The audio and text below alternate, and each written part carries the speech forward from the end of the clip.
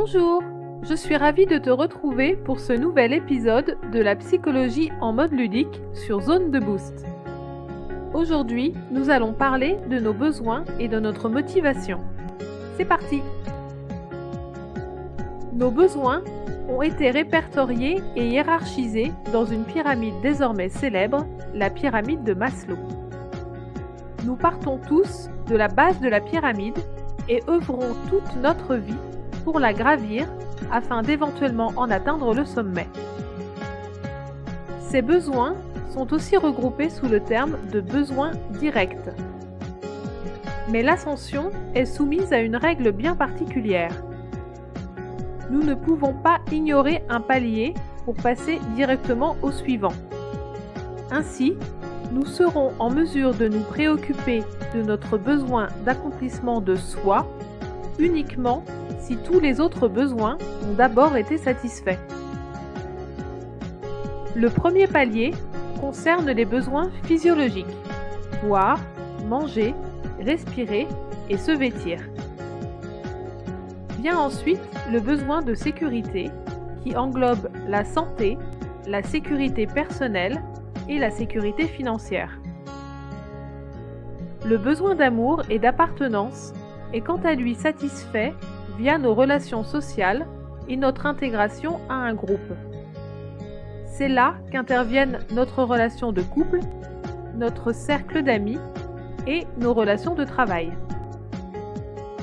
Au-delà de ces besoins de base, nous trouvons deux autres paliers. L'estime, qui concerne à la fois l'image que nous avons de nous-mêmes et l'image que les autres ont de nous, et l'accomplissement de soi, phase lors de laquelle nous sommes en mesure de nous épanouir en exprimant tout notre potentiel.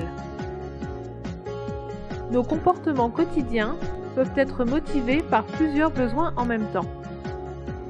Par exemple, nous allons travailler et échangeons notre temps et notre expertise contre un salaire dans le but de satisfaire à la fois nos besoins physiologiques et notre besoin de sécurité financière.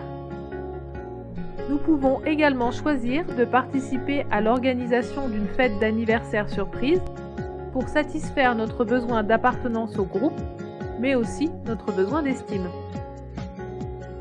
Au-delà de la satisfaction de nos besoins directs, la motivation que nous éprouvons à effectuer telle ou telle action découle d'une réflexion un peu plus complexe.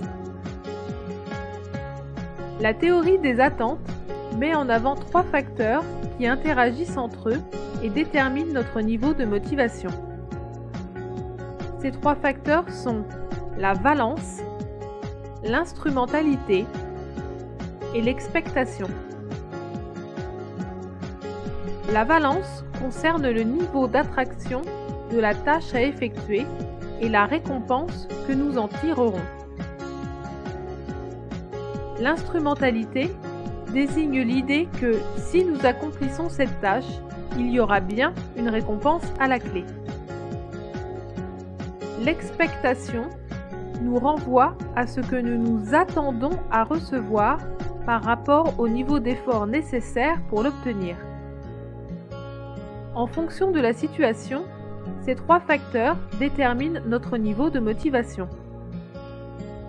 Ainsi, notre motivation sera plus grande si nous attribuons à notre objectif une grande valeur affective, s'il est facile à atteindre et si la probabilité de succès est grande. C'est pourquoi il est toujours plus efficace de se fixer des objectifs précis et ambitieux plutôt que des objectifs vagues. Cela permet de faire interagir entre eux les trois facteurs de motivation complexes et de maintenir un niveau de motivation élevé. Et voilà, c'est tout pour aujourd'hui. J'espère que ce nouvel épisode t'a plu. N'hésite pas à laisser un commentaire ou à me poser des questions.